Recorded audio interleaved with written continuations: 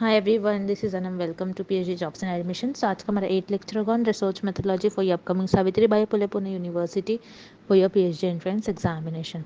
जैसे कि हम टाइप्स ऑफ रिसर्च देखते आ रहे हैं, प्रीवियस सारे लेक्चर से काफ़ी सारे टाइप्स ऑफ रिसर्च हमने कवर करा और आज के इस लेक्चर में हम next and last type of research discuss करें जो कि है कोरिलेशनल रिसर्च।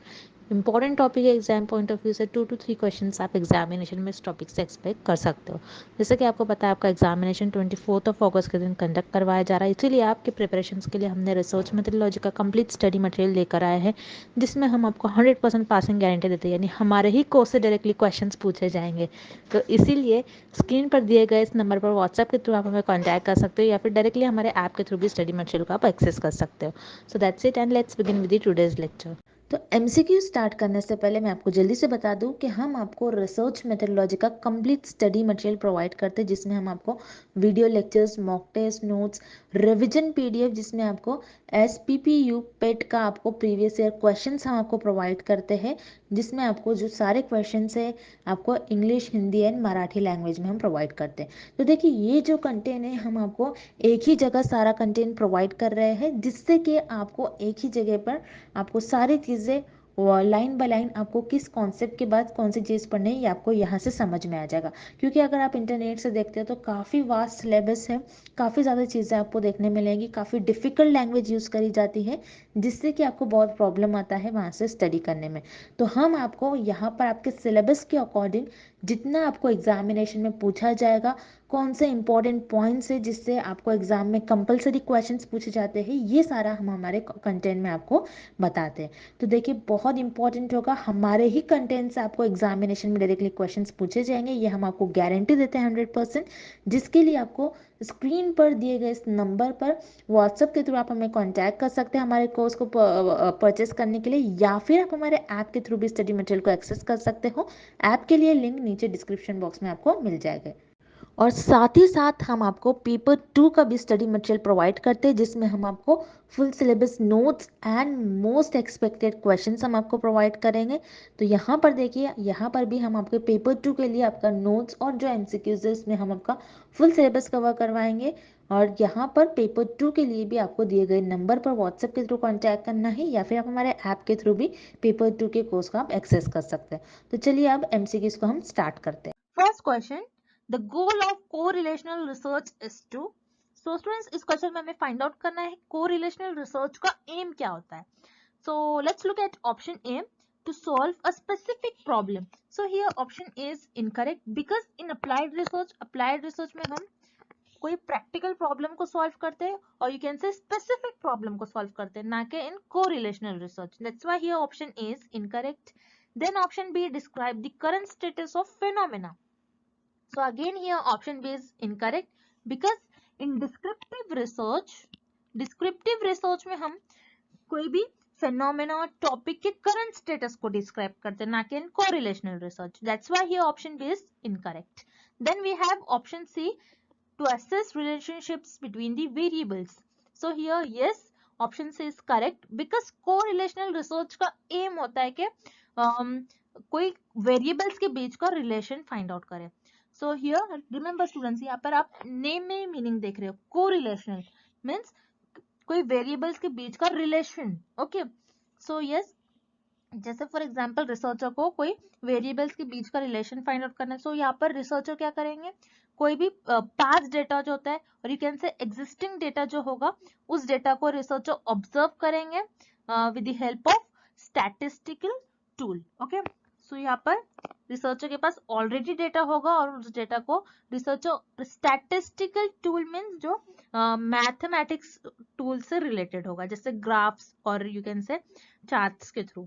सो यहाँ पर रिसर्चर के पास मान लो एक डेटा है जो एक्सरसाइज, यहाँ पर एक वन वेरिएबल है जो एक्सरसाइज है and the second variable is calories burn. Okay, ये सेकेंड वेरिएबल होगा। सो रिसर्चर के पास ये दो वेरिएबल्स है। सो रिसर्चर ने ये दो वेरिएबल्स और यहाँ पर जो डेटा था दो वेरिएबल्स का, यहाँ पर रिसर्चर ने उस डेटा को ऑब्जर्व किया, एनालाइज किया और रिसर्चर ने ये देखा with the help of statistical tool, researcher ने ये पाया कि यहाँ पर जो लोग एक्सरसाइज ज्यादा कर रहे थे उनमें, और this indicate calories burn, okay. So जो लोग एक्सरसाइज ज्यादा कर रहे थे उनकी कैलोरीज भी ज्यादा बर्न हो रही है। दैट्स व्हाई हियर रिसर्चर ने ये देखा कि एक्सरसाइज और कैलोरीज बर्न, ये दोनों वेरिएबल्स के बीच में कुछ रिलेशन है, okay. That's why here correlational research का एम ये होता है कि कोई वेरिएबल्स के बीच का रिलेशन फाइंड आउट करे, okay. So here option C is the right answer to assess relationships between the variable. All right, next question. Correlational research is, so students इस क्वेश्चन में हमें फाइंड आउट करना है कि correlational research क्या होती है। So here first option non experimental, yes it is correct because correlational research में रिसर्चर ऑलरेडी जो डेटा होता है उसी डेटा को एनालाइज करते हैं और उस वेरिएबल्स के बीच का रिलेशन फाइंड आउट करते हैं।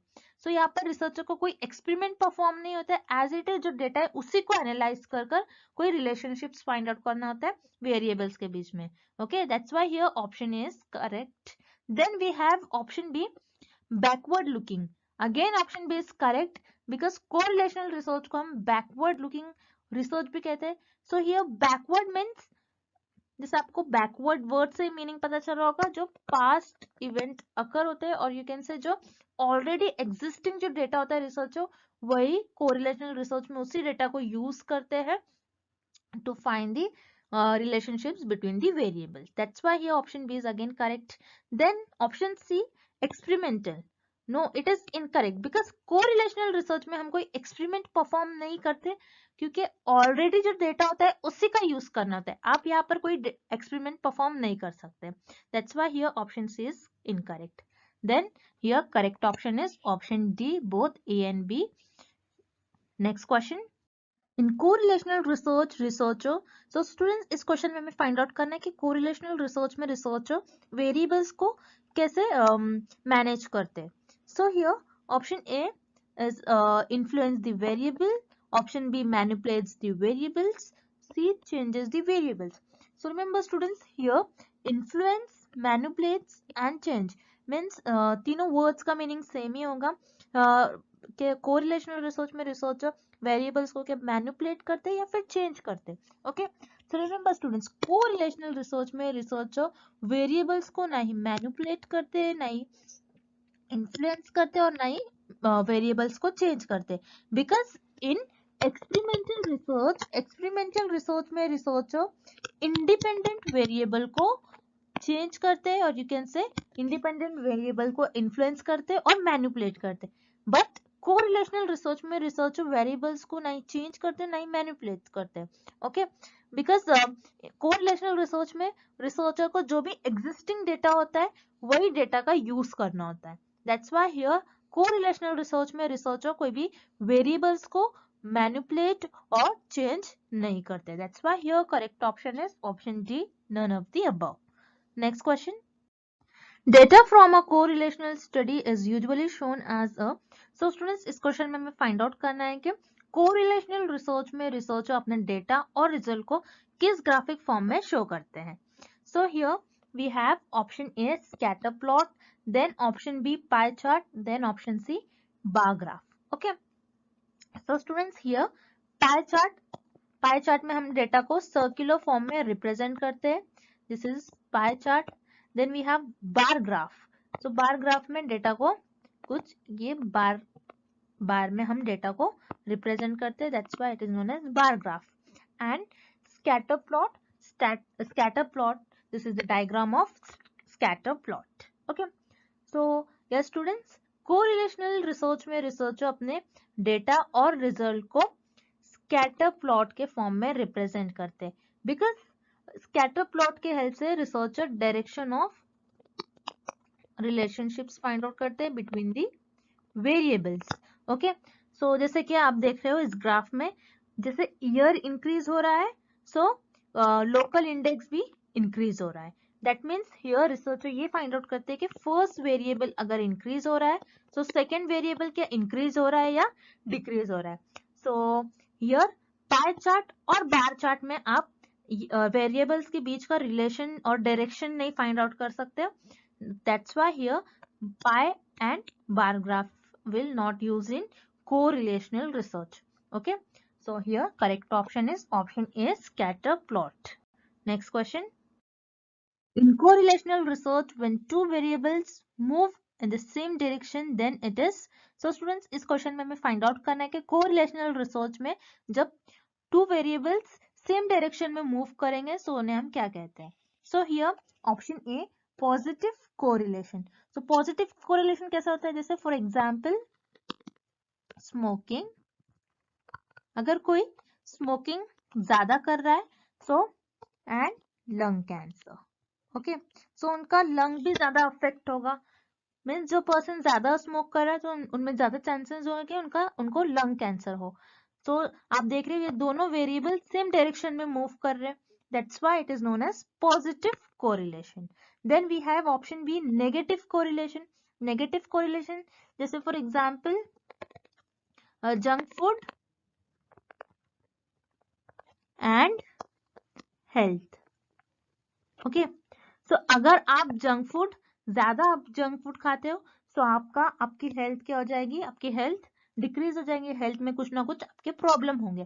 सो आप देख रहे हो यहाँ पर आपका फर्स्ट वेरिएबल अपवर्ड डायरेक्शन में है एंड सेकेंड डाउनवर्ड डायरेक्शन में.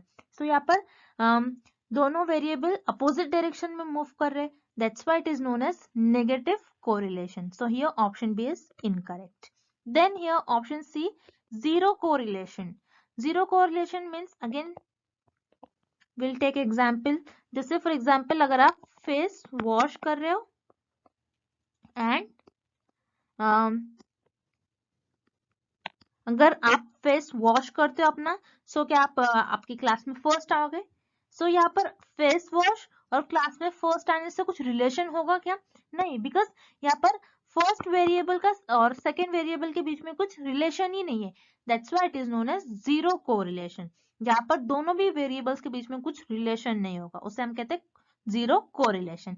That's why here option C is again incorrect. So yes, जब भी दो वेरिएबल सेम डायरेक्शन में मूव करते हैं सो उसे हम कहते हैं positive correlation. So here option is the right answer. Next, research shows that the older a person is, the larger their vocabulary. This is an example of. So students, इस question में हमें एक example given है और हमें find out करना है ये एग्जाम्पल किस कोरिलेशन की एग्जाम्पल होंगी. Okay, so what is an example. Older a person means जो पर्सन की एज ज्यादा होगी. Then their larger their vocabulary means, vocabulary means here you can say knowledge of words. Okay, तो जिस person की age ज्यादा होगी उनकी वोकैबुलरी भी ज्यादा होगी. ओके, सो जैसे आप देख रहे हो दोनों वेरिएबल जो है सेम डायरेक्शन में मूव कर रहे हैं. ओके, जब भी वेरिएबल सेम डायरेक्शन में मूव करते हैं उन्हें हम कहते हैं positive correlation. So this is an example of positive correlation. So here option A is the right answer. Moving on to the next question. Perfect correlation is when correlation coefficient is. So students, इस question में हमें find out करना है correlation coefficient की value क्या होगी जब हम उसे perfect correlation कहेंगे. तो यहाँ पर perfect correlation coefficient word is new for you. So correlation coefficient ऐसा coefficient होता है जो मेजर करता है strength of relationships को. Okay, strength of relationships between the variables means variables कितने strongly relate कर रहे हैं. So इस coefficient की वैल्यू -1 से +1 के बीच में lie करती है. So here -1 means a perfect negative correlation and +1 means perfect positive correlation, where 0 means there is no relation between the variables. So yes, perfect correlation हम कब कहते हैं, जब कोरिलेशन कोएफिशिएंट -1 से +1 के बीच में लाई करो. Okay, so here option A is +1 means perfect positive correlation. So let's see example. जैसे कोई पार्टी को वोट ज्यादा मिले हैं सो उस पार्टी को विनर होना ही है और वो पार्टी विनर होगी. मींस अगर यहाँ पर एक वेरिएबल बढ़ रहा है तो सेकेंड वेरिएबल को बढ़ना ही है. That is known as perfect positive correlation. Then we have option B -1. So -1 means perfect negative correlation जैसे फॉर एग्जाम्पल एक ट्रेन है और उस ट्रेन को ए से बी स्टेशन मूव करना है. सो अगर ट्रेन अपनी स्पीड इंक्रीज करेंगी सो उस ट्रेन को स्टेशन बी पर जाने के लिए टाइम कम लगेगा. सो आप देख रहे हो यहाँ पर कम लगना ही है उस ट्रेन को स्टेशन बी पर मूव करने के लिए. सो यहाँ पर आप देख रहे हो एक वेरिएबल अगर इंक्रीज हो रहा है तो सेकेंड वेरिएबल को डिक्रीज होना ही है. That is known as perfect negative correlation. So here option B is again correct. Then option C, 0. 0 means there is no relation between the variables. Okay. So here correct option is option D, both A and B. Next question. Which of the following statement is true about correlational research? So students इस question में हमें find out करना है कि कौन सा option correct है about correlational research. Okay. So here option A can demonstrate causation. So students here causation means cause and effect. Okay. So remember students correlational research cause and effect relationships describe नहीं करता है between the variables. Correlational research बस relation बताता है between the variables. Okay. जैसे for example researcher ने कोई city में ये देखा कि समर में आइसक्रीम की सेल्स ज्यादा हो रही थी और उसी मंथ में क्राइम रेट भी ज्यादा हो रहा था. ओके. सो यहाँ पर आप ये नहीं कह सकते हो कि आइसक्रीम के ज्यादा सेल्स होने की वजह से क्राइम रेट इंक्रीज हो रहा है.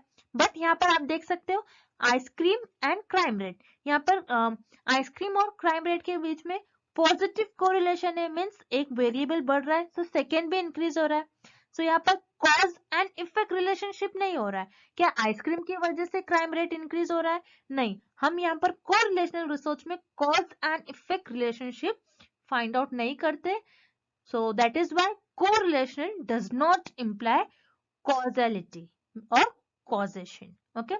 Correlational research जरूरी नहीं है कि cause and effect relationship show करे. That's why here option A is incorrect. Then we have option B is used to define the problem. So again option B is incorrect because हम किसी भी problem को define करते हैं, understand करते हैं in exploratory research, not in correlational research. That's why here again option B is incorrect. Then we have option C, the researcher does not manipulate the variables. Yes, it is correct about correlational research because correlational research में researcher past events जो past data होता है और जो already existing data होता है और जो already data होता है उसी data को use करते हैं to show or to find the relationships between the variables. Okay, that's why here option C is the right answer. Next question. In an experiment, the researcher manipulates the dash variable and measure the dash variable. So students, इस question में हमें find out करना है कि experiment और you can say in experimental research हम कौन से variable को manipulate करते हैं और कौन से variable को measure करते हैं. So here in experiment or in experimental research, researcher independent variable को manipulate करते हैं और dependent variable को मेजर करते हैं और डिपेंडेंट वेरिएबल और इंडिपेंडेंट वेरिएबल का क्या इफेक्ट हो रहा है डिपेंडेंट वेरिएबल पर ये फाइंड आउट करते हैं. So remember students in experiment और in experimental research researcher independent variable को मैनिपुलेट करते हैं और यू कैन से चेंज करते हैं. वेयरएज इन कोरिलेशनल रिसर्च में रिसर्चर किसी भी वेरिएबल को मैनिपुलेट और यू कैन से चेंज नहीं करते. This is the major difference between experimental research और correlational research. So yes, in experiment और in experimental research researcher independent variable को मैनिपुलेट करते हैं और डिपेंडेंट वेरिएबल को मेजर करते हैं. That's why here option A is the right answer. Moving on to the next question. In correlational problem, both variables are. So students, इस question में हमें फाइंड आउट करना है correlation रिसर्च में जो दोनों भी वेरिएबल्स होते हैं वो कैसे होते हैं. So let's see option A equal. No, it is incorrect because correlational research में variables equal हो ये जरूरी नहीं है. It is not necessary. That's why here option A is incorrect. Then option B, unknown. Again here option B is incorrect because correlational research में already हमारे पास data present होता है. That's why here option B is incorrect. Then here option C, fixed. Again option C is incorrect because आप correlational research में आप variables को fix नहीं कर सकते हो. अगर आप fix करोगे so वो constant हो जाएगा. That's why here option C is incorrect. Then we have option D, random. Yes, it is correct. Correlational research में variables random होते हैं और students remember this is very important point. This is the property of correlational research जहाँ पर variables random होते हैं. That's why here option D is the right answer. So students, I hope the concept of correlational research is clear to everyone, and thank you for watching this video. See you tomorrow with another video.